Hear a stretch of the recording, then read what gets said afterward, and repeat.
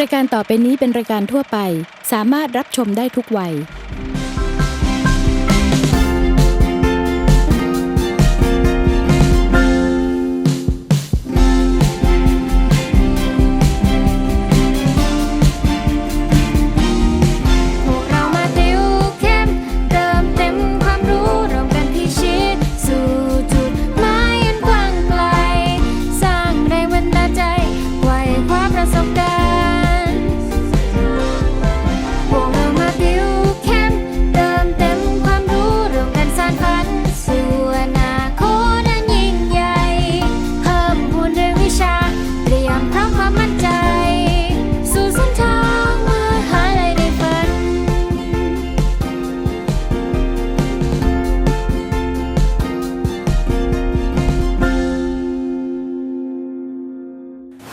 สวัสดีครับต้อนรับเข้าสู่รายการติวเข้มเติมเต็มความรู้นะครับรายการที่จะมารับสมองของน้องๆให้คมกริบนะครับเพื่อเตรียมพร้อมเข้าสอบระดับมหาวิทยาลัยนั่นเองนะครับซึ่งวันนี้นะครับเราจะพาไปติวข้อสอบ A-Level วิชาสังคมศึกษานะครับกับครูพี่ป๊อปนะครับณัฐนัทเลี้ยวไพโรจน์นั่นเองนะครับท่านน้องๆพร้อมแล้วก็อย่ารอช้าจ้าไปติวกันได้เลย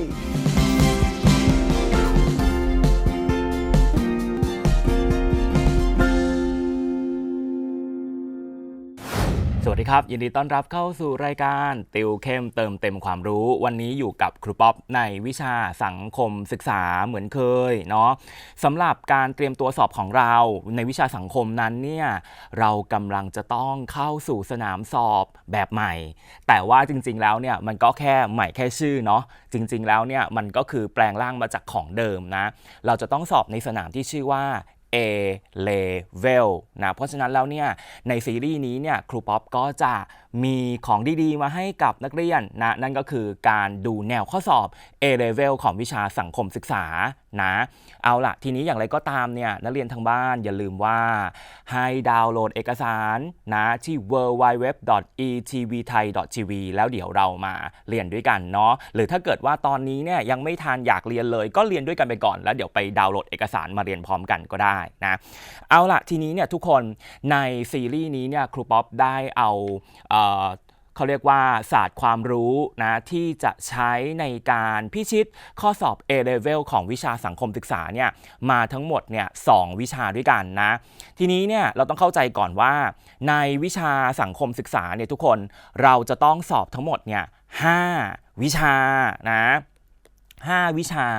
ทุกคน5วิชานั้นเนี่ยมันมีวิชาอะไรบ้างพอจะตอบครูได้ไหม5วิชานั้นเนี่ยพอจะมีวิชาอะไรบ้างวิชาแรกเนี่ยทุกคนมันคือวิชาถ้าครูขึ้นต้นอย่างนี้ตอบได้ไหมวิชาอะไรดีเราสอสลาขึ้นต้นวิชาศาสนานะทุกคนต้องเจอวิชานี้เป็นวิชาแรกเลยในข้อสอบคือข้อสอบ A-Level เนี่ยจะมี2ชุดนะแล้วถ้าเกิดได้ชุดที่1เนี่ยข้อสอบก็จะเรียงวิชาแบบนี้เลยนะส่วนข้อสอบชุดที่2เนี่ยถ้าครูเข้าใจไม่ผิดก็อาจจะเอาวิชาสุดท้ายเนี่ยขึ้นต้นแล้วก็ลันวิชาที่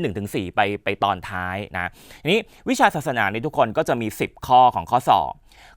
อบของ A-Level เนี่ยจะมีทั้งหมด50ข้อด้วยกันแล้วใน50ข้อเนี้ยก็จะมีศาสนา10ข้อ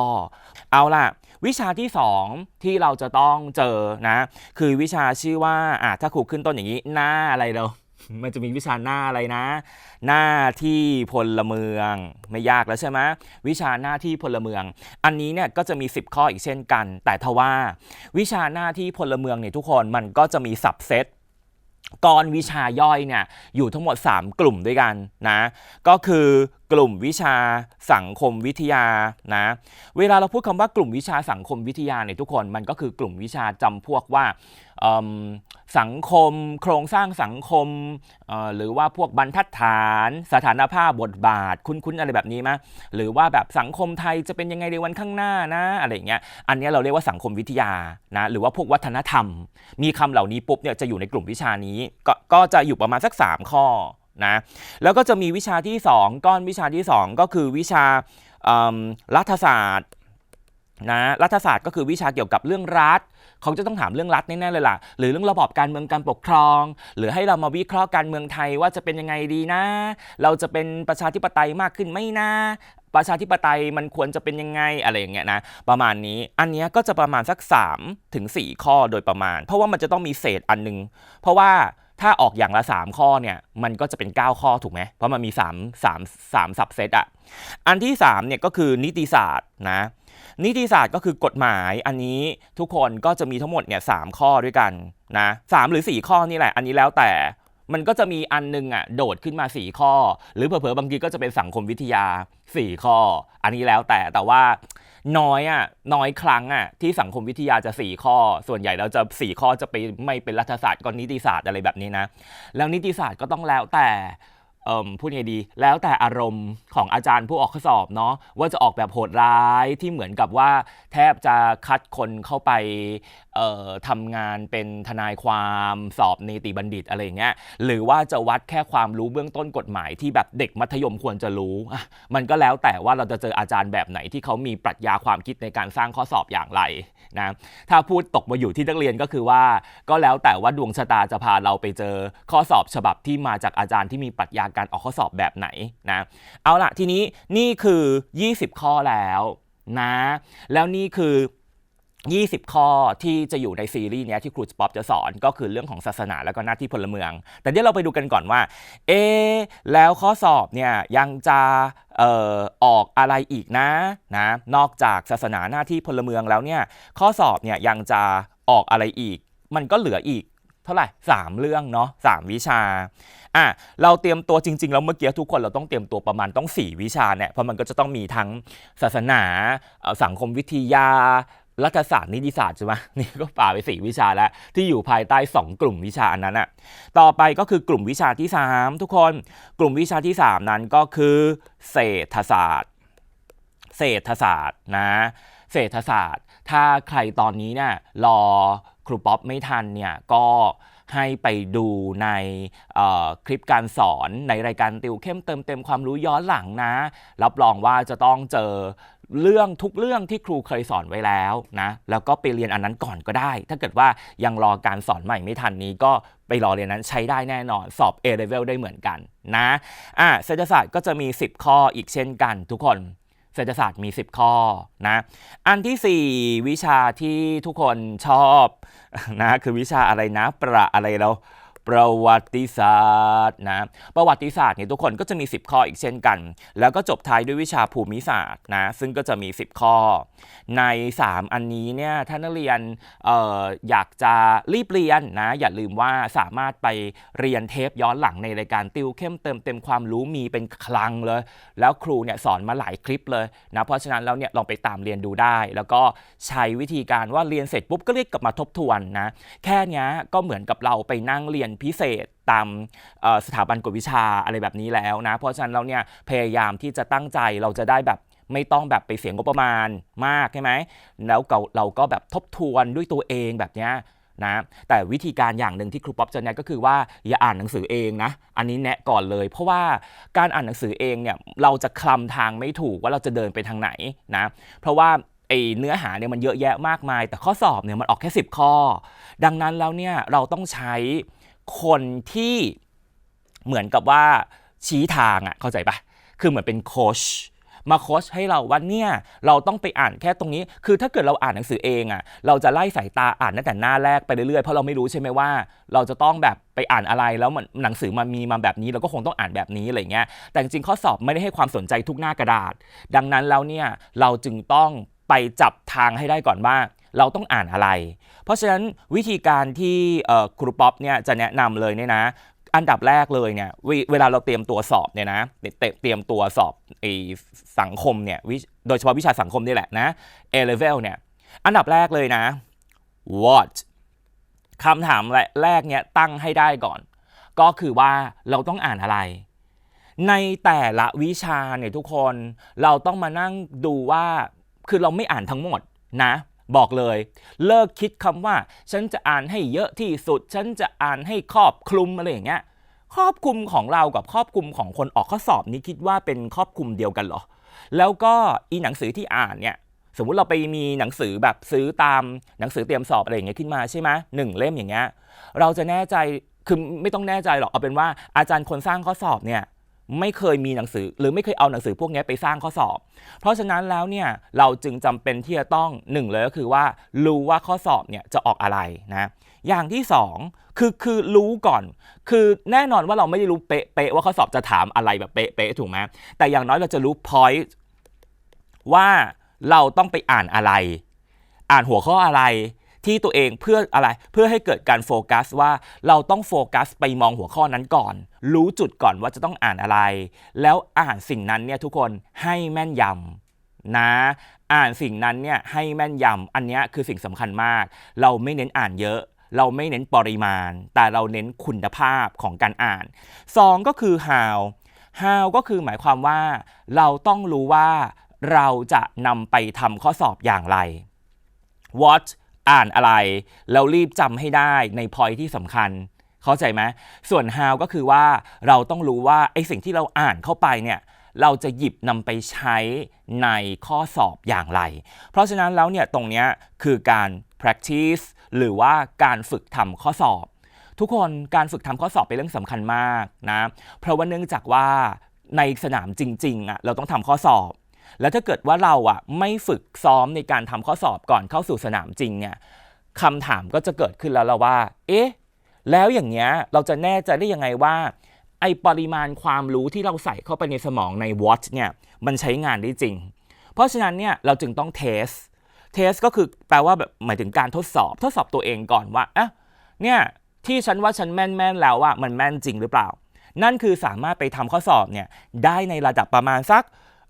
ผ่านไหมเอางี้ก่อนเลยนะวิธีการก็คือว่าผ่านไหมคือ 50% หรือเปล่าผ่านหรือเปล่านะถ้าผ่านก็แสดงว่าพอจะอลุ่มอล่วยได้ละให้ตัวเองได้แล้วว่าไอการอ่านที่ตัวเองอ่านมาจากวอตเนี่ยมันน่าจะโอเคละนะเพราะว่าอย่างน้อยก็ไม่ตกแต่ทีนี้จะทำยังไงให้ไอตัวจาก50เนี่ยมันขึ้นไปแล้วทีนี้ครูป๊อปบอกไว้เลยนะว่าคะแนนที่ควรจะได้แบบสแตนดาร์ดที่จะสอบเข้ามหาวิทยาลัยได้เนี่ยในวิชาสังคม A-Level เนี่ยเธอควรจะต้องได้สักประมาณ60นะ60ขึ้นไปถึงจะดีนะนี่คือเคล็ดลับสำคัญในการวางแผนเตรียมตัวสอบนะเอาล่ะทีนี้เดี๋ยวต่อไปนี้เนี่ยเราก็จะเริ่มเข้าสู่สิ่งที่ครูป๊อปจะนำมาฝากนักเรียนทุกคนเนาะก็คือการเตรียมตัวสอบนะในวิชาสำหรับซีรีส์ของเราตอนนี้นะครูป๊อปก็จะสอน2 วิชาทุกคนนั่นก็คือแนวข้อสอบการเตรียมตัวในวิชาพระพุทธศาสนานะแล้วก็อีกวิชาหนึ่งคือหน้าที่พลเมืองซึ่งขนมาหมดเลยทั้งแพ็กเกจทั้งสังคมวิทยาทั้งรัฐศาสตร์ทั้งนิติศาสตร์นะโดยในตอนเรียนเนี้ยนะคือเนื่องจากว่าเรามีเวลาไม่เยอะเนาะเพราะฉะนั้นเนี่ยตอนเรียนเนี้ยครูป๊อปก็จะสอนในส่วนนี้ก่อนเลยเป็นยังไงเตรียมตัวทันไหมที่จะรับการอิ่มเอมของกระแสธรรมะที่ครูป๊อปจะเริ่มเทศนาธรรมะนะต่อไปนี้นะเราจะพูดถึงพระพุทธศาสนาก่อนแล้วก็หน้าที่พลเมืองก็จะเป็นตอนต่อไปแต่อย่าลืมว่าวิชาอื่นๆถ้าเกิดว่าอยากรีบเรียนเศรษฐศาสตร์ประวัติศาสตร์ภูมิศาสตร์นะเรียนย้อนหลังได้เลยในรายการติวเข้มเต็มความรู้เข้าไปสู่เว็บไซต์ปุ๊บเจอคลังไปกดหาสิ่งที่ครูป๊อปสอนเนี่ยจะมีเป็นคลังเลยทีเดียวเยอะเนาะล่ะทีนี้เนี่ยเราก็จะเข้ามาสู่การเตรียมตัววิชาศาสนาก่อนนะครูพูดอย่างนี้ก่อนทุกคนในคลาสเรียนนี้เนี่ยครูจะบอกวิธีการเตรียมตัวสอบวิชาศาสนานะซึ่งจะมีทั้งหมด10ข้อใช่ไหมใน10ข้อเนี่ยทุกคนมากกว่าครึ่งอันนี้ก็จะแล้วแต่อารมณ์อาจารย์ในปีนั้นๆที่สร้างข้อสอบว่าอยากจะให้มากกว่าครึ่งไปเท่าไหร่มันจะเป็นพระพุทธศาสนานะบางปีก็9 ข้อเลยเป็นพระพุทธนะหรือบางปีข้อ8 ข้อ7 ข้อ 6 ข้ออะไรก็แล้วแต่อารมณ์เขาแต่แน่นอนว่ามันมากกว่าครึ่งนะเป็นวิชาพระพุทธศาสนานะมากกว่า 50% ก็คือมากกว่า 5 ข้อเพราะว่าศาสนามี10 ข้อทุกคนต้องไม่ลืมนะว่ามันข้อละ2 คะแนนนะจ๊ะเพราะฉะนั้นแล้วเนี่ยอย่าพลาดข้อหนึ่งถ้าพลาดไปก็คือพลาด2 คะแนนพลาด2 คะแนนเนี่ยคณะที่ขาข้างหนึ่งเรากำลังก้าวเข้าไปเหยียบแล้วแต่พลาด2 คะแนนที่ขั้นต่ำมีเพื่อนได้2 คะแนนนั้นไปขาเราก็ต้องออกมาแล้วนะเพราะฉะนั้นแล้วเนี่ยอย่าแบบดูถูกแล้วโดยเฉพาะพวกสอบหมออาจจะบอกว่าว้ายตายแล้วเปอร์เซ็นต์น้อยมากเลยสอบวิชาสังคมวิชาภาษาไทยเปอร์เซ็นต์น้อยมากอะไรเงี้ยเปอร์เซ็นต์น้อยแล้วไม่ใช่คะแนนหรอจ๊ะเพราะฉะนั้นแล้วเนี่ยพยายามกลับความคิดตัวเองใหม่และอีที่เปอร์เซ็นต์มากนี่นะทำอย่างกับว่า จะได้คะแนนมากอย่างนั้นแหละคือทำอย่างกับว่าแบบโอ๊ยอันนี้เปอร์เซ็นต์มากฉันจะต้องเตรียมตัวทุ่มเทแต่ปรากฏว่าเจอข้อสอบแล้วช็อกยากยิ่งกว่าสังคมภาษาไทยอีกแล้วตัวเองก็ไม่ได้ไปคอนเซนเทรตหรือไม่ได้ไปโฟกัสกับสังคมภาษาไทยแทนที่จะคว้าคะแนนได้ก็กลับคว้าคะแนนไม่ได้เพราะตัวเองไปดูเบาหรือใช้คำว่าอะไรดีไปด้อยค่าตั้งแต่ต้นว่ามันเปอร์เซ็นต์น้อยทุกคนพยายามเตรียมแต่ละวิชาให้สมดุลกันนะเตรียมแต่ละวิชาให้สมดุลกันแล้วต่อให้มันจะเปอร์เซ็นต์น้อยแต่มันก็คือคะแนนเสี้ยวคะแนนก็ทำให้เราไปเหยียบในคณะนั้นได้ถ้าคนอื่นเขาได้แต่เธอไม่ได้เนี่ยเธอก็ต้องเอาขาถอยออกมาอย่างที่ครูบอกไปแล้วนะดังนั้นแล้วเนี่ยทุกคนเวลาที่เราจะเตรียมตัวอย่าลืมว่าประการที่1ในการเตรียมตัวสอบวิชาสังคมศึกษานั้นให้เตรียมแยกออกเป็นทั้งหมด5วิชานะแล้วสำหรับวิชาศาสนาเนี่ยทุกคนเราต้องเตรียมตัวอะไรนะแล้วก็ต้องเตรียมตัวพระพุทธศาสนาไว้ก่อนเพราะว่าปริมาณของการออกมันมากที่สุดแล้วมันก็เตรียมง่ายสุดด้วยแหละจริงๆแล้วนะอันต่อมาก็จะเป็นศาสนาอื่นๆนะศาสนาอื่นๆนั้นเนี่ยทุกคนมันก็อาจจะเป็นศาสนาตั้งแต่ส่วนใหญ่ก็จะอิสลามเนี่ยที่ยืนพื้นเลยเพราะว่าอาจารย์ก็ต้องเล็งเห็นแล้วว่าอาจารย์คนออกข้อสอบเนี่ยนะต้องเล็งเห็นแล้วว่าน่าจะมีศาสนาไหนที่เข้ามาร่วมสอบอยู่ด้วยเนี่ยถูกไหมก็จะต้องตั้งแต่อิสลามคริสต์นะพราหมณ์ฮินดูก็นานทีปีหนแล้วซิกเนี่ยในประวัติศาสตร์การออกที่ผ่านมาเนี่ยอาจจะเจอแค่ครั้งเดียวนะเพราะฉะนั้นเนี่ยเราก็ตัดพวกนี้ออกไปอะไรที่ดูแล้วแบบว่ามันมีแนวโน้มน้อยๆเอาออกไปก่อนนะแล้วทีนี้ข้อสอบจะประยุกต์อีกอย่างหนึ่งก็คือว่านำศาสนาต่างๆมาเปรียบเทียบกับพุทธสุดท้ายก็คือเหมือนถามพระพุทธเป็นแกนหลักแล้วก็ไปเปรียบเทียบกับศาสนาอื่นๆซึ่งก็มักจะเปรียบกับอิสลามกับคริสต์หรือพราหมณ์แต่ครูบอกแล้วนะว่าอิสลามเนี่ยต้องเป็นตัวตั้งต้นในการอ่านเลยในศาสนาอื่นๆและตามมาด้วยคริสต์นะและตามมาด้วยพราหมณ์สิ่งที่อาจารย์เขาจะต้องเน้นเนี่ยคือเขาก็จะต้องดูว่าเด็กนักเรียนเนี่ยสามารถที่จะประยุกต์ใช้พระพุทธศาสนาในชีวิตประจำวันได้หรือเปล่าใช่ไหมเพราะฉะนั้นแล้วเนี่ยเขาก็จะต้องถาม2เรื่องหลักเลยนะในพระพุทธซึ่งวันนี้นั่นแหละที่ครูป๊อปจะเอามาฝากทุกคนนั่นก็คือเรื่องแรกเลยนะจ๊ะหลักธรรมทุกคนหลักธรรมเนี่ยสำคัญมากนะต้องเจอในข้อสอบแน่นอนเรื่องหลักธรรมกับเรื่องที่2เนี่ยคือเรื่องวันสำคัญทางพุทธศาสนานะเพราะว่าอาจารย์ก็จะมุ่งเน้นเรื่องพวกนี้ดังนั้นเนี่ยการอ่านเรื่องพระพุทธศาสนาเนี่ยในสนามสอบโดยเฉพาะ A level จริงๆแล้วเนี่ยอยากจะบอกเลยว่าทุกสนามสอบเลยแหละนะไม่ว่านักเรียนที่ฟังครูอยู่นี้อาจจะเป็นเด็กป .6 กำลังเตรียมตัวสอบเข้าม .1 เวลาเตรียมตัววิชาพระพุทธก็ต้องเอา2เรื่องนี้จะสอบเข้าม .4 สอบเข้าโรงเรียนชั้นนำต่างๆของม .4 อะไรเนี่ยก็ต้องเตรียมตัว2เรื่องนี้ในพระพุทธสอบเข้ามหาวิทยาลัยก็อย่างนี้รวมถึงผู้ฟังที่จะสอบรับราชการเป็นครูผู้ช่วยในวิชาเอกสังคมเวลาที่จะต้องเตรียมตัวสอบพระพุทธศาสนาก็ต้องเตรียมตัว2เรื่องนี้มันก็คือทุกสนามสอบนะดังนั้นแล้วเนี่ยเราจึงก็จริงๆก็น่าแปลกเนาะการสอบทุกสนามสอบแปลว่ามันต้องไปเรียนเรื่องที่เรียนมาซ้ำๆแต่เรื่องที่เรียนมาซ้ำๆแต่ละระดับชั้นเนี่ยก็ดูเหมือนกับว่ายังจะไม่เข้าหัวสักทีดังนั้นเนี่ยในวันนี้เราจะมาเข้าหัวกันให้ได้เลยให้ทุกคนเนี่ยพุ่งเป้าไปหาหลักธรรมที่จะนำไปสู่การเขาเรียกว่าอะไรจะนำไปสู่การนิพพานอะไรเงี้ยนะก็คือหมายความว่าเป็นหลักธรรมกลุ่มที่เราควรปฏิบัติเราเรียกว่าหลักธรรมกลุ่มมรรคให้ไปหาหลักธรรมกลุ่มนี้ก่อนนะมรรคเนี่ยทุกคนแปลว่า way แปลว่า way แปลว่าวิถีทางอะไรเงี้ยนะหรือ path อะไรเงี้ยคือเป็นทางเดินไปสู่การนิพพานนั่นแหละแต่ทีนี้เนี่ยมรรคเนี่ยทุกคนมันก็จะเป็นคำกว้างๆที่จะมีหลักธรรมย่อยๆมาจัดกลุ่มไว้อยู่ในมรรคเนี่ยนะมันก็คือหลักธรรมที่เราควรจะต้องแบบว่าเขาเรียกว่าอะไรควรจะต้องทำควรจะต้องเจริญควรจะต้องทำให้มันเติบโตหรือมันมีขึ้นมาในตัวเราให้มัน growth ภาษาอังกฤษคือ growth นะให้มัน growth ขึ้นมาเนี่ยยังตัวของเราให้มันงอกงามงอกเงยขึ้นมายังตัวของเราอย่างนี้เป็นต้นเธอต้องเตรียมตัวกลุ่มนี้ก่อนเลยเข้าใจปะคือถ้าเกิดว่าเธอไปเตรียมตัวอ่านหลักธรรมโดยการเริ่มต้นจากกลุ่มทุกข์มันก็จะเสียเวลาไปพักหนึ่งเพราะว่ากลุ่มทุกข์นั้นเนี่ยมันก็จะเป็นกลุ่มที่ให้ความสำคัญรองลงไปคือเราต้องจัดอันดับความสำคัญเข้าใจปะและในความสำคัญเนี้ยมักต้องสำคัญที่สุดไม่ได้บอกว่าทุกข์ไม่สำคัญนะแต่หมายความว่า ถ้าเกิดเรามัวแต่ไปอ่านทุกอะไรเงี้ยเราก็จะทุกไปด้วย แบบทุกไปเลยแล้วเราก็จะแบบว่าพอถึงมาร์กที่สำคัญจริงๆเราก็จะเหนื่อยไงครูบอกแล้วเพราะฉะนั้นเนี่ยเราต้องภาษาอังกฤษเนี่ยเขาจะเรียกว่า prioritize นะก็คือหมายความว่าการที่เราต้องจัดลำดับความสำคัญน่ะเราต้องทำอะไรก่อนไม่ใช่อยู่ดีก็ทำเรียงกันไปตามที่เขายื่นมาให้อ่ะมันไม่ได้นะไม่มีสิ่งไหนที่เราทำไม่ได้ทำไม่ไหวทำไม่ทันสิ่งที่เราต้องทำคือหน้าที่และสิ่งที่เราต้องมีคือความอดทนค่ะสวัสดีค่ะเกี้ยวค่ะนางสาวสุกัญญาชัยโพขณะนี้ก็กำลังศึกษาอยู่ชั้นปีที่1วิทยาลัยสหวิทยาการหลักสูตรศิลปศาสตร์บัณฑิตสาขาวิชาปรัชญาการเมืองและเศรษฐศาสตร์มหาวิทยาลัยธรรมศาสตร์ค่ะในการที่จะแบ่งเวลาในการทำทั้งการทำกิจกรรมแล้วก็การเรียนหนังสือนะคะเกี่ยวก็คือจะตั้งเป้าหมายไว้เลยค่ะว่าในแต่ละเทอมเนี่ยเกรดของเราจะต้องไม่ต่ำกว่า 3.5 นะเราจะทำกิจกรรมอะไรก็ได้แต่ว่าการเรียนเราก็ต้องห้ามทิ้งค่ะเรียนในชั่วโมงเรียนในคาบก็เรียนให้เต็มที่ค่ะพอหลังจบจากการเรียนแล้วเนี่ยออกมาทำกิจกรรมก็ทำให้เต็มที่ค่ะเพราะว่าเกียวรู้สึกว่าทั้งการเรียนแล้วก็การทำกิจกรรมเนี่ยสำคัญค่ะสำหรับวิชาที่เกียวถนัดนะคะก็จะเป็นในเรื่องของด้านสังคมค่ะก็คือเกียวก็ถนัดด้านนี้ค่ะส่วนวิชาที่เกียวด้อยก็คือด้านภาษาอังกฤษค่ะในวิชาภาษาอังกฤษที่เกียวด้อยก็คือด้วยความที่ตอนเด็กๆค่ะเรามีปมด้านภาษาอังกฤษมาเยอะแล้วก็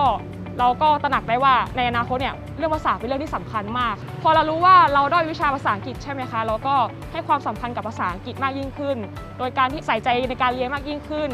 ฝึกภาษาอังกฤษโดยการดูหนังฟังเพลงภาษาอังกฤษมากยิ่งขึ้นค่ะคือเหมือนกับว่าใช้ภาษาอังกฤษให้อยู่ในชีวิตประจำวันของเราค่ะสำหรับทริคที่จะทำให้เกียวเรียนภาษาอังกฤษได้ดีขึ้นนะคะเกียวก็จะกำหนดไว้เลยค่ะว่าวันนี้เนี่ยเราจะท่องศัพท์10 คำนะแล้วก็ลิสต์ไว้เลยว่าเราจะท่องอะไรบ้างแล้วก็เขียนในโพสต์อิทแปะไว้ค่ะ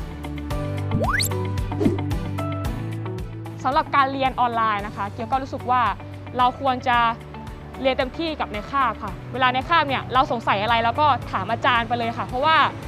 อาจารย์เนี่ยเขาแบบตั้งใจที่จะตอบเราอยู่แล้วค่ะเพราะว่าหลังสอนเสร็จเนี่ยเขาก็จะถามแล้วว่านักศึกษามีความสงสัยตรงไหนไหมอะไรอย่างเงี้ยค่ะถ้าเราสงสัยตรงไหนเราก็ถามไปเลยค่ะแล้วก็บางทีเนี่ยในคาบเราอาจจะเรียนไม่รู้เรื่องก็ด้วยความที่ออนไลน์มันก็จะมีคลิปใช่ไหมคะอาจารย์เขาก็จะอัดคลิปไว้แล้วก็สามารถไปดูย้อนหลังได้ค่ะก็ตอนมัธยมนะคะเกียวก็เรียนอยู่สายศิลปกรรมสาขาวิจิตรศิลป์นะคะเพราะว่าในช่วงแรกเริ่มเนี่ยเกียวมีความสนใจด้านศิลปะค่ะแล้วก็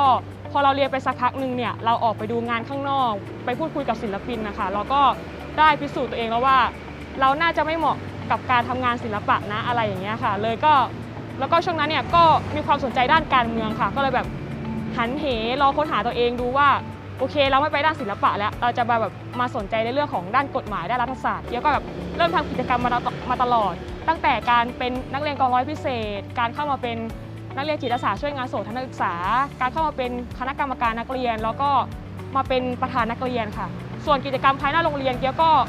เป็นรองประธานสภาเด็กและเยาวชนเขตบางขุนเทียน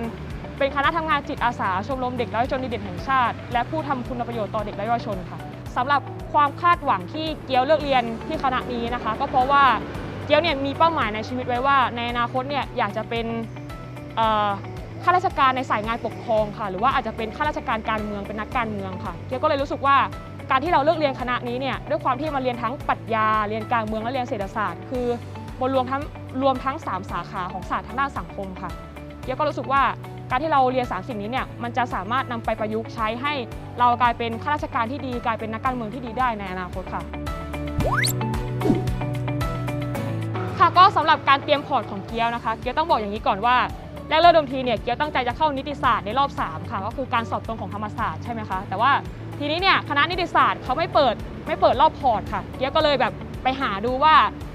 มีคณะไหนที่เขาเปิดรับรอบพอร์ตบ้างเพราะว่าด้วยความที่เราทำกิจกรรมมาแล้วก็อยากจะลองยื่นรอบพอร์ตบ้างแล้วเกียวก็มีโอกาสได้ไปรู้จักคณะ PPE นะคะหรือว่าคณะวิทยาลัยสหวิทยาการหลักสูตรศิลปศาสตร์บัณฑิตสาขาวิชาปรัชญาการเมืองและเศรษฐศาสตร์ค่ะพอเราได้มีโอกาสไปรู้คณะนี้เนี่ยเราก็ไปดูว่าคณะนี้เนี่ยเรียนเกี่ยวกับอะไรบ้างศึกษาเกี่ยวกับอะไรบ้างอะไรอย่างเงี้ยค่ะพอเรารู้ว่าคณะนี้เนี่ยเรียนทั้งนิติศาสตร์เลยแล้วก็รัฐศาสตร์เลยแล้วก็ด้วยความตั้งใจของเราอยู่แล้วก็คืออยากจะเป็นข้าราชการหรือว่าเป็นนักการเมืองใช่ไหมคะเราก็เลยรู้สึกว่าคณะนี้เนี่ยเราจะได้เรียนทั้งนิติศาสตร์แล้วก็รัฐศาสตร์เลยก็เลยเลือกเป็นคณะนี้ในการเลือกที่จะสอบเข้าในรอบพอร์ตค่ะแล้วก็สำหรับการเตรียมตัวในรอบพอร์ตใช่ไหมคะก็คือ ด้วยความที่พอร์ตมันเป็นการส่งออนไลน์อะค่ะเราไม่ต้องทำรูปเล่มเราก็เลยเตรียมตัวโดยการที่ขั้นแรกเลยอะค่ะทุกคนก็ต้องอ่านเกณฑ์ให้ละเอียดว่าเขามีข้อกำหนดอะไรบ้างเพราะว่าบางทีเนี่ยถ้าเราคุณสมบัติขาดหรือว่าคุณสมบัติไม่พอเนี่ยก็จะไม่สามารถทำให้เราที่จะยื่นในรอบพอร์ตได้ค่ะเกียร์ก็อยากจะแนะนำน้องๆไว้ว่าเราต้องค่อยๆพูดค่อยๆจาค่ะค่อยๆอธิบายให้ท่านทราบว่าคณะที่เราเรียนเนี่ยเรียนเกี่ยวกับอะไรจบไปจะทำงานอะไรบ้างค่อยๆพูดค่ะเพราะว่าเกียร์เชื่อว่าคุณพ่อคุณแม่หรือว่าผู้ปกครองเนี่ยมีความเอ็นดูมีความรักเราอยู่แล้วแล้วก็ท่านเนี่ยมีความปรารถนาดีที่จะให้เราประสบความสำเร็จในชีวิตบางทีที่ท่านอาจจะไม่เห็นด้วยในการเลิกเรียนกับเราในคณะนี้เนี่ยอาจจะเป็นความทรงจำเดิมๆที่ท่านเคยผ่านมาอะไรอย่างเงี้ยค่ะแต่ว่าในโลกปัจจุบันเนี่ยมันก็เปลี่ยนแปลงไปตามกาลเวลาค่ะเกียร์ก็เลยอยากจะฝากถึงน้องๆว่าค่อยๆพูดค่อยๆจากับท่านอธิบายให้ท่านทราบไปเรื่อยๆว่าคณะที่เราเรียนเนี่ยมันเป็นยังไงแล้วก็อยากให้น้องเนี่ยแสดงถึงความตั้งใจว่าเราอยากจะเรียนคณะนี้จริงๆอะไรอย่างเงี้ยค่ะก็เชื่อว่าผู้ปกครองจะต้องให้การสนับสนุนเราอย่างแน่นอนค่ะ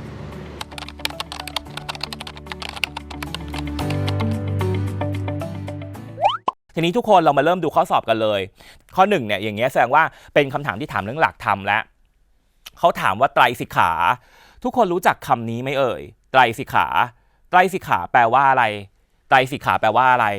สิกขานี่ทุกคนแปลว่าศึกษาสิกขาเป็นภาษาบาลีศึกษาเป็นภาษาสันสกฤตก็แล้วแต่ว่าไทยจะรับภาษาอะไรมาใช้ถูกไหมไตรแปลว่าเท่าไหร่ทุกคนไม่ยากไตรธงไตรรงค์ธงกี่สีไตรคือ3ไตรคือ3เพราะฉะนั้นเนี่ยก็คือหมายถึงลู่ทางของการศึกษา3ลู่นะเป็นลู่เป็นนึกภาพเป็นเหมือนกำลังวิ่งแข่งแล้วก็มี3ลู่นะ3ลู่ที่ใช้เนี่ยก็คือจะวิ่งไปสู่เป้าหมายนะที่เป็นเส้นชัยเป้าหมายที่เป็นเส้นชัยเนี่ยก็คือการนิพพานอย่างนี้เป็นต้นนะทีนี้ใน3อย่างนี้เนี่ยเคยท่องไหมทุกคนมันมีอะไรบ้างมันจะมีศีลนะมีสมาธินะแล้วก็มีปัญญาทุกคนต้องรีบท่องอย่างรวดเร็วเลยตอนนี้ศีลสมาธิปัญญานะและสมาธิเนี่ยบางทีจะเรียกยากๆว่าจิตตะคือเขาอาจจะมีคำศัพท์ยากๆว่าอธิศีลสิกขาอธิจิตตสิกขาอธิปัญญาสิกขาอะไรอย่างเงี้ยนะประมาณเนี้ยแต่เอาเป็นว่าอันเนี้ยคือต้องจำเลยนะเพราะไตรสิกขานี่ทุกคนแทบจะออกทุกปีเลยมันสำคัญมากอ่ะต้องจำต้องท่องเลยล่ะอันนี้นะศีลสมาธิปัญญาคือไตรสิกขาแล้วอย่าไปสับสนกับพระรัตนตรัยอย่าสับสนกับไตรลักษณ์อะไรก็ตามที่มีไตรแหละเลิกสับสนสักทีเถอะนะอันนี้คือไตรสิกขาคือศีลสมาธิปัญญานะทีนี้เนี่ยเวลาข้อสอบถามดูข้อสอบถามอะไรข้อสอบถามปัญญาเห็นปะเวลาข้อสอบถามปัญญาเนี่ยวิธีการลวงล่อใน choice เนี่ยทุกคนเขาก็จะเอาตัวศีลกับสมาธิมาหลอกเราเวลาพูดถึงปัญญาเนี่ยแปลว่าอะไรปัญญาเธอเนี่ยมีปัญญาไหมอย่างเงี้ยปัญญาแปลว่าอะไรปัญญาเนี่ยก็แปลว่าความรู้ไงรู้ไหมคิดได้ไหมอย่างเงี้ยเข้าใจไหมพวกประมาณว่ารู้คิดอะไรพวกเนี้ยคือเกิดปัญญาขึ้นมา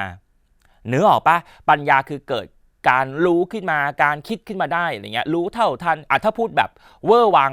ตามพุทธศาสนาเลยก็คือรู้เท่าทันความเป็นจริงตามธรรมชาติอะไรเงี้ยนึกออกปะคือเรารู้สัจธรรมเข้าถึงสัจจะคือความจริงว่าธรรมชาติที่แท้จริงนั้นเนี่ยเป็นอย่างไรนะทีนี้ส่วนสมาธิหรือจิตตะหรือสมาธิแปลว่าอะไรจิตตะหรือสมาธิก็คือหมายถึงใจไงถูกปะจิตตะแปลว่าใจสมาธิจึงหมายถึงว่าใจเรามีโฟกัสหรือใจเราเนี่ยจดจ่อต่อเรื่องหนึ่งอย่างเงี้ยหรือใจเราสงบนะมันก็จะเป็นความสงบปัญญาเนี่ยจะเป็นความสว่างว้าวเงี้ยเป็นเหมือนกับว่าคลิกแล้วแบบว่ามีแบบอะไรหลอดไฟขึ้นมาอะไรเงี้ยเนอะว่าสว่างว้าวเกิดปัญญาใช่ไหมแต่ถ้าเกิดว่าเป็นตัวสมาธิเนี่ยอันเนี้ยคือความสงบ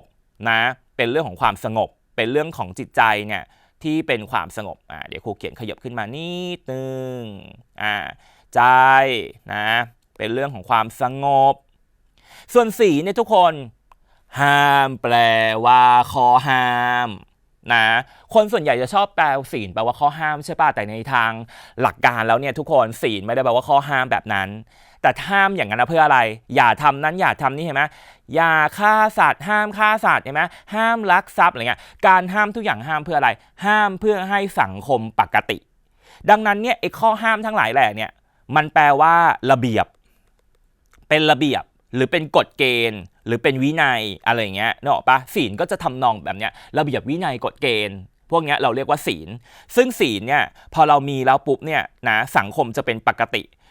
สังคมจะเป็นปกตินั่นคือหมายความว่าเราเกิดความสะอาดดังนั้นก็จะมี3 สอสะอาดนะสงบแล้วก็อะไรสว่างนะสะอาดสงบแล้วก็สว่างสะอาดอยู่ตรงนี้เดี๋ยวครูเขียนให้มาตรงนี้นะสะอาดก็คือหมายถึงแบบโอ๊ยเราไม่ฆ่าสัตว์เลยเห็นป่ะเป็นคนแบบสะอาดเห็นไหมมือไม่เปื้อนเลือดอะไรเงี้ยอะไรอีกไม่ประพฤติผิดในกามไม่พูดปดไม่เมาอะไรเงี้ยเห็นไหมไอ้ไม่ทั้งหลายแหละพวกนี้ก็คือเราแบบดูสะอาดเชียวดูสะอาดนะมันก็จะมีคำว่าสะอาดสงบแล้วก็สว่าง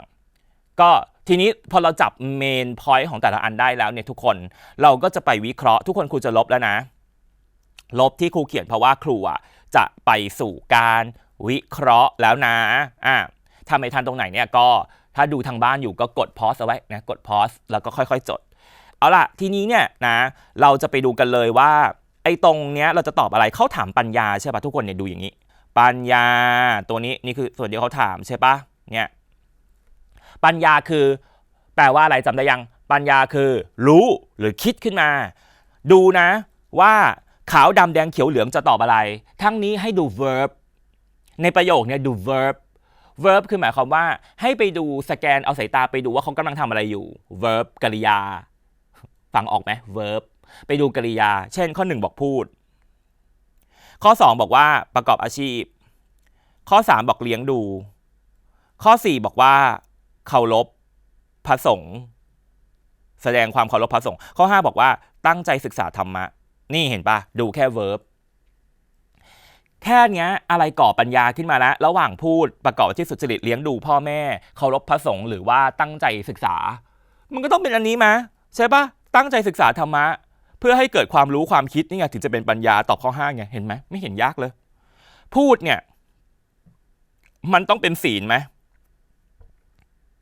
ถูกปะเช่นนี่ไงอะไรนะไม่พูดปดอย่างเงี้ยเห็นปะประกอบอาชีพก็เป็นศีลเหมือนกันอันนี้เป็นศีลหมดเลยทุกคนเพราะมันไม่มีอะไรที่มาจากใจเลยอันนี้มันเป็นเรื่องของการแสดงออกที่แสดงถึงความสะอาดใช่ไหมเคารพพระสงฆ์เลี้ยงดูพ่อแม่ประกอบอาชีพสุจริตกระทำดีทั้งนั้นเลยถ้าพูดในภาษาของเขาอันนี้ก็เป็นสัมมาวาจาพูดเพราะที่เหลือเนี่ยดูท่าทางจะเป็นสัมมากัมมันตะก็คือว่ามีการกระทำที่ดีอะไรเงี้ยทุกคนดังนั้นแสดงว่าสัมมาวาจากับสัมมากัมมันตะเนี่ยจะต้องแบบว่าเป็นเขาเรียกว่าอะไรเป็นกลุ่มของศีลเป็นกลุ่มของศีลนึกออกไหมเป็นกลุ่มของศีลเอาล่ะเพราะฉะนั้นเนี่ยข้อ5ก็เลยใกล้เคียงที่สุดแม้จะดูแล้วมันจะเป็นสัมมาไหนก็งงๆเนี่ยนะแต่ว่าอย่างไรก็ตามเนี่ยเพราะว่าปัญญาก็จะเหลือสัมมาทิฏฐิกับสัมมาสังกัปปะทีนี้เนี่ยไอการที่ให้เป็นผู้ปราศจากความโลภเนี่ยมันอาจจะเกิดจากความเห็นชอบว่าถ้าเกิดว่าเราไม่มีความโลภแล้วเนี่ยทำให้เราดีขึ้นอะไรอย่างเงี้ยก็อาจจะเป็นสัมมาทิฏฐิก็ได้เลยก็แต่ข้อ5มันดูใกล้เคียงที่สุดแล้วไงเข้าใจปะที่มันจะตอบได้ในที่เนี้ยคือครูใหญ่เข้าใจว่าสัจธรรมของการทำข้อสอบ choice เนี่ยเราไม่ได้ไปตามล่าข้อที่มันจะต้องแบบเหมือนกับว่าถูกเป๊ะแบบตามทฤษฎี 100% น่ะแต่เขาให้เราหาข้อที่ถูกต้องที่สุดเพราะฉะนั้นเราก็จึงต้องกำจัดข้อที่มันไม่ถูกออกไปแล้วข้อนี้ดูแล้วพอเรากำจัดหมดมันเหลือข้อนี้ก็คงต้องตอบข้อนี้ที่มันใกล้เคียงที่สุดหรือมันน่าจะถูกที่สุดนะต่อไปทีนี้เราก็จะไปดูข้อที่2ข้อที่2เนี่ยทุกคนก็ข้อสอบเนี่ยก็ไปถามเรื่องเกี่ยวกับอะไรเห็นไหมวันสำคัญเนี่ยวันสำคัญทีนี้ข้อสอบก็ให้แบบว่าตัวอย่างสถานการณ์มายาวเหยียดแล้วถามว่าเป็นหลักการของวันใด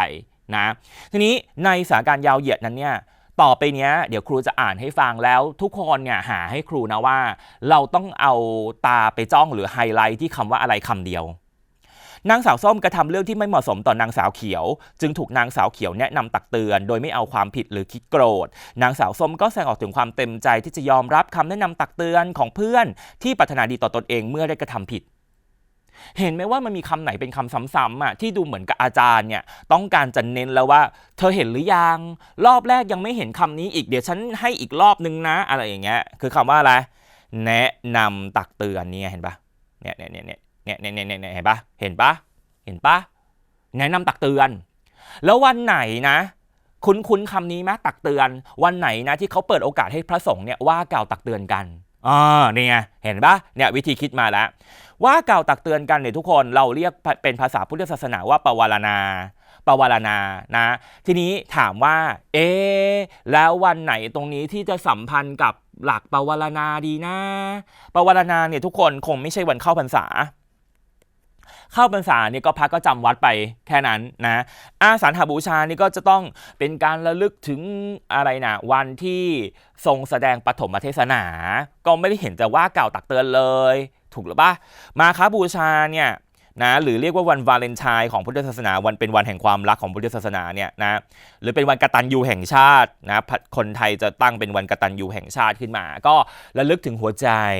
ของพุทธศาสนาก็คือโอวาทปาติโมกข์ก็ไม่ได้ว่ากล่าวตักเตือนอะไรนี่ถูกปะวิสาขบูชาก็ระลึกถึงอะไร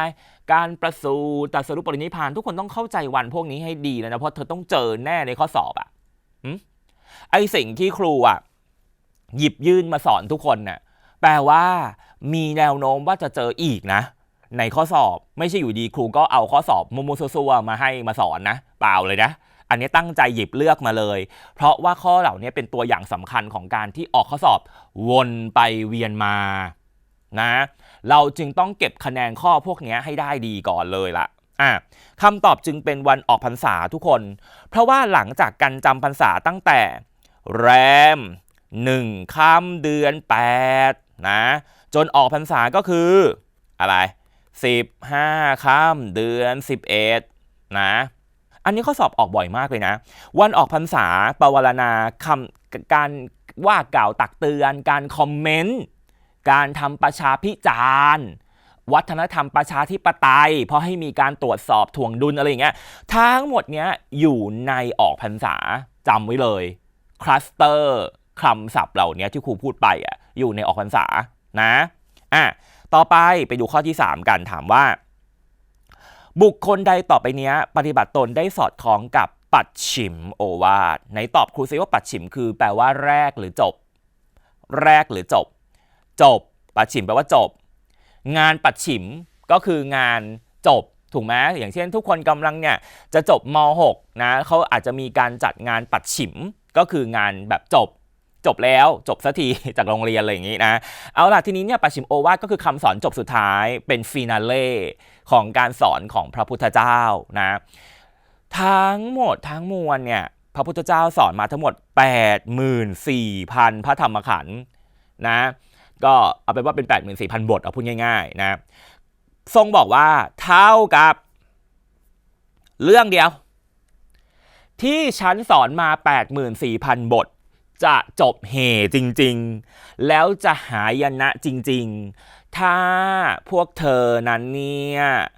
ประมาทเพราะฉะนั้นแล้วเนี่ยถ้าอยากให้ 84,000 นั้นเนี่ยไม่ล่มสลายลงไปต่อหน้าต่อตาก็ต้องดำรงอยู่ในความไม่ประมาททุกคนนี่คือปัจฉิมโอวาทเรียกว่าอัปปมาทธรรมอัปปมาทธรรมแปลว่าธรรมที่บอกถึงเรื่องของความไม่ประมาทอัปแปลว่าไม่เห็นปะประมาทก็คือประมาทนะดังนั้นเนี่ยไม่ประมาทนั่นเองก็คือให้เรามีสติทุกคนคำว่ามีสติเป็นคำที่ตรงกับคำว่าไม่ประมาทอัปปมาทธรรมจึงมีค่าเท่ากับสติธรรมแล้วสิ่งเหล่านี้มันเป็นสิ่งสำคัญที่จะทำให้โดมิโน 84,000 ที่ตั้งขึ้นมาที่อุตสาห์ตั้งขึ้นมาอย่างยากลำบากเนี่ยมันจะล่มไม่ล่มลงไปถูกป่ะเมื่อเป็นเช่นนี้มันจึงเป็นเหมือนรอยเท้าช้างนะเป็นรอยเท้าช้างสมมตินี่คือรอยเท้าช้างที่บรรจุรอยเท้าอื่นๆ 84,000 รอยเท้าย่อยอยู่ในนี้นึกออกไหมแล้วก็เป็นคำสอนที่เป็นแกนกลางสำคัญของพุทธศาสนาเลยนะเพราะฉะนั้นเราจะไปหาข้อที่พูดถึงความไม่ประมาทถูกไหมในการตอบอันนี้อัปปมาทธรรมนะดังนั้นมาอีกแล้วเขียวขาวดำฟ้าแดงเราต้องไปดูที่ไหนนะดูที่ verb ไม่ต้องไปอ่านจมอยู่ได้เราดูที่ verb เป็นหลักว่า verb มันอยู่ตรงไหนเช่นข้อ1บอกว่าเขียวทานอาหารเนี่ยดู verb ก่อนแล้วค่อยไปดูตัวอัดขยายขาวบริจาคเสื้อดำทำบุญฟ้าพูดจาให้เกียรติแดงปฏิบัติตามสัญญาณจราจรเนี่ยดูแล้วเนี่ยอะไรดูน่าจะไม่ประมาทระหว่างกินข้าวบริจาคเสื้อทำบุญพูดจาอะไรก็ไม่รู้ล่ะเราก็ดูแค่นี้นะแล้วก็ปฏิบัติตามสัญญาณจราจรดูแล้วอะไรดูเราจะไม่ประมาทอ่ะมันต้องใช่ไหมมีเซนส์ปะมันน่าจะเป็นอันนี้ไหมปฏิบัติตามสัญญาณจราจรเนี่ยเพราะว่านี่เห็นไหมป้องกันอุบัติเหตุเนี่ยคำขยายนี้มาเลยว่าไม่ประมาทแน่นอนเพราะว่ากลัวว่าจะมีอุบัติเหตุเกิดขึ้นเราก็ต้องไม่ประมาทอยู่ในความไม่ประมาทไว้ก่อนจริงปะนี่ไงตอบข้อ5ไงเห็นปะแล้วดูข้อ1ดิกินอาหารแพงเพื่อแสดงฐานะเธอคิดว่าพระพุทธเจ้าจะพูดแบบนี้หรอว่าทุกคนภิกษุทุกคนควรทานอาหารราคาแพงเพื่อแสดงฐานะเห็นปะไม่เห็นยากเลยหรือพระพุทธเจ้าจะพูดอย่างนี้หรอว่าจงบริจาคเสื้อผ้าให้กับมูลนิธิเพื่ออุทิศส่วนบุญให้กับบรรพบุรุษคืออะไรพวกนี้เนี่ยเป็นเหมือนอุทิศส่วนบุญทำบุญทุกวันเนี่ยนี่ไม่ใช่ประเด็นตัดออกพูดจาให้เกียรติอะไรมันก็ไม่ใช่คำสอนสุดท้ายอะนะไม่เกี่ยวกับไม่ประมาทตอบข้อ5ต่อไปนะข้อที่4สิ่งทั้งหลายที่เกิดขึ้นจากปัจจัยปรุงแต่งล้วนมีความเสื่อมไปเป็นธรรมดาเธอทั้งหลายจงทำหน้าที่ให้สำเร็จด้วยความไม่ประมาทเถิดเห็นไหมมาอีกแล้วทุกคนไม่ประมาทเกี่ยวข้องกับเหตุการณ์ใดในพุทธประวัติเดี๋ยวบางคนจะเริ่มเถียงครูป๊อปแล้วใช่บอกว่าไหนครูป๊อปบอกว่าไม่ต้องไปอ่านพุทธประวัตินี่ก็ไม่ใช่พุทธประวัติที่ต้องไปอ่านจริงจังไงไม่ใช่รายละเอียดพุทธประวัติแต่นี่คือพุทธประวัติที่สัมพันธ์กับวันสำคัญไงนึกออกไหมคืออย่างน้อยจะต้องรู้ว่า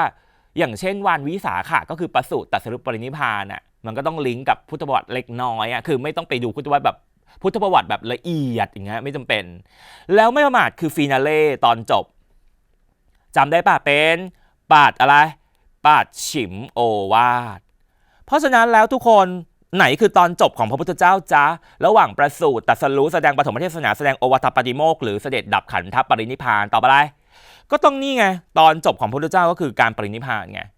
เห็นปะไม่เห็นยากเลยนี่ก็คือสิ่งที่ข้อสอบออกวนไปเวียนมาต่อไปข้อที่5ข้อใดสอดคล้องกับวิธีปวารณากรรมที่ประสงค์กระทำในวันออกพรรษามาอีกแล้วเห็นปะปวารณาออกพรรษาแปลว่าอะไรปวาให้ดูจากวอแหวน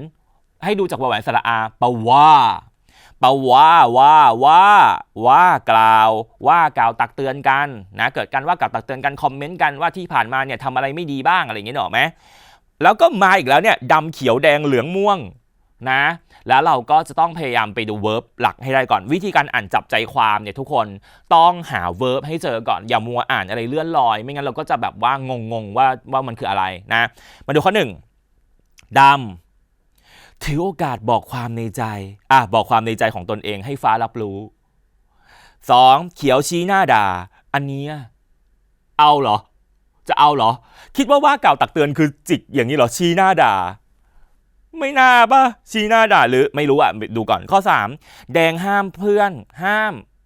มมันคือการห้ามไหมหรือ4เหลืองบอกเพื่อนตามตรงหรือ5ม่วงพยายามหาหลักฐานเป็นยังไงเอาข้อ5ไม่ม่วงปวารณาคือพระทำตัวเป็นสปายแล้วเตรียมที่จะไปหาหลักฐานว่าพระรูปนี้ผิดอะไรอย่างเงี้ยแล้วก็เอามาแฉอย่างงี้แล้วเธอดูข้อ1นะดำถือโอกาสบอกความในใจของตนเองให้ฟ้ารับรู้ว่าตนรักและห่วงฟ้ามากแค่ไหนนี่คือปวารณายังไงเนี่ยฉันรักเธอฉันห่วงเธอมากเลยนะฟ้าใช่เหรอหรือข้อ2เนี่ยเขียวชี้หน้าด่าขาวต่อหน้าเพราะไม่สามารถอดทนต่อนิสัยแย่ๆมันก็ไม่น่าใช่มาชี้หน้าด่าเลยอันนี้บอกรักอะไรก็ไม่เอาห้ามเพื่อนที่โดดเรียนนะหรือหาหลักฐานตรวจสอบอะไรอย่างลับๆด้วยนะเป็นสปายสายลับ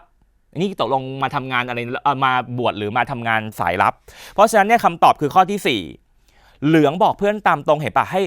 มาอีกแล้วเห็นปะว่ากล่าวตักเตือนเนี่ยคือคีย์สำคัญเห็นไหมนะเพราะฉะนั้นเนี่ยคำตอบจึงเป็นข้อที่4นะต่อไปคือข้อที่ การไปขอรับศีล 8ในวันใดไม่เรียกว่าอุโบสถศีลทุกคนศีล 8เนี่ยนะมักจะถือกันในวันพระนะคือวันธรรมสวนะและเรียกว่าอุโบสถศีลแต่เขาถามวันที่ไม่เรียกคือวันที่2ในใช่แน่นอนธรรมสวนะต้องเรียกแน่นอนนะทีนี้เนี่ยก็จะเหลืออีก4วันอย่างไรก็ตามแล้วทุกคนมีความรู้ไหมว่าวันธรรมสวนะนั้นเนี่ยหรือวันพระเนี่ยนะคือวันที่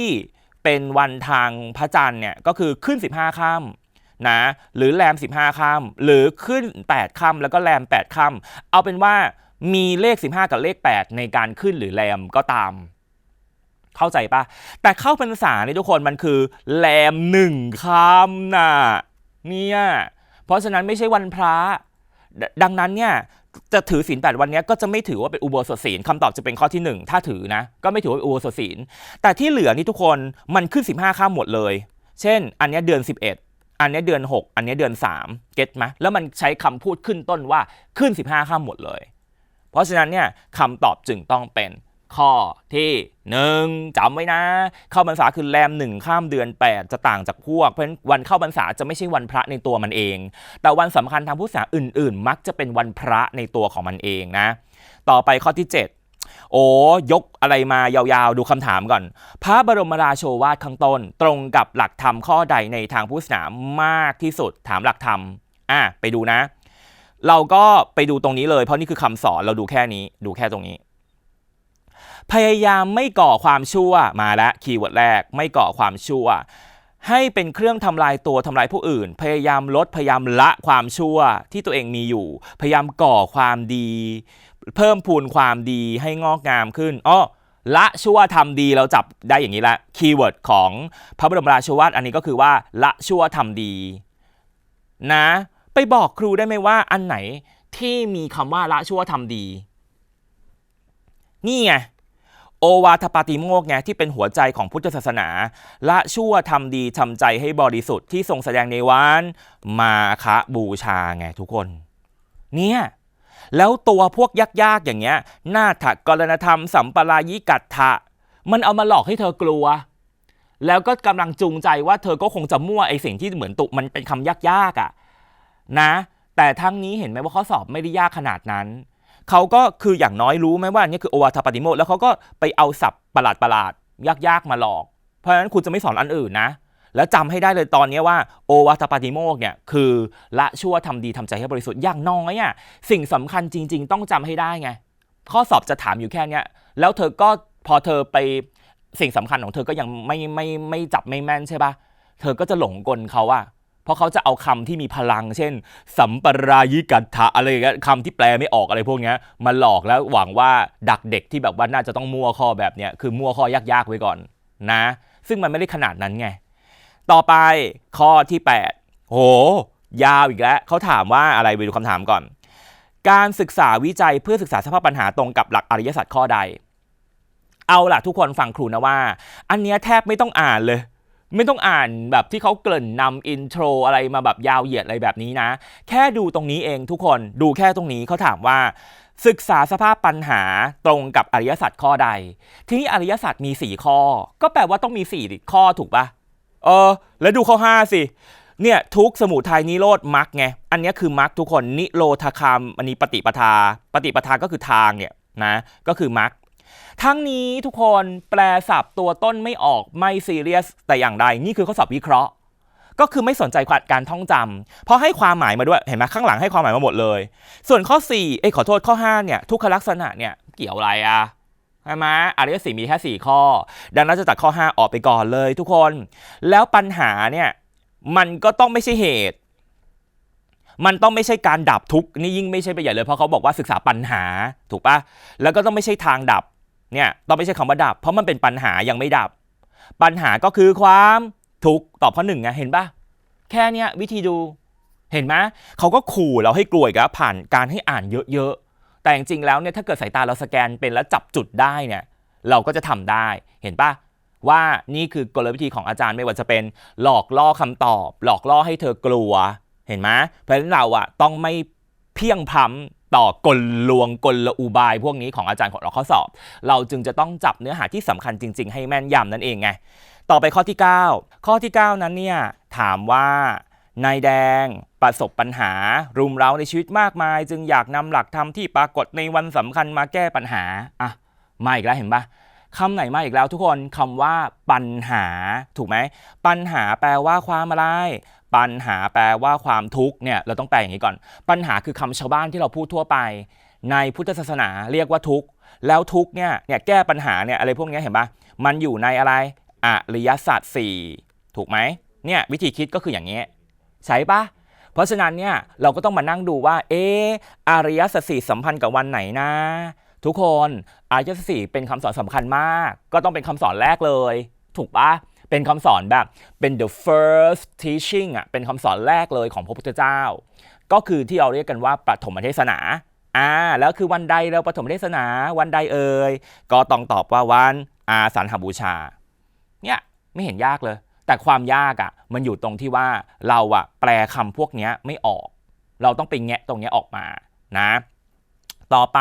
ข้อที่10หากนักเรียนมีความประสงค์จะเวียนเทียนเพื่อถวายเป็นพุทธบูชานะควรทำวันใด อันนี้ตอบได้ไหมอ่ะแล้วใน5วันเนี้ยก็อุดมไปด้วยคำแบบวันแรมวันขึ้นอะไรไม่เคยจำได้เลยแต่อย่างน้อยที่สุดทุกคนอันนี้เขาถามเวียนเทียนนะไม่ตอบอันนี้ไหมรู้จักไหม15ค่ำเดือน12วันเพ็ญเดือน12เป็นยังไง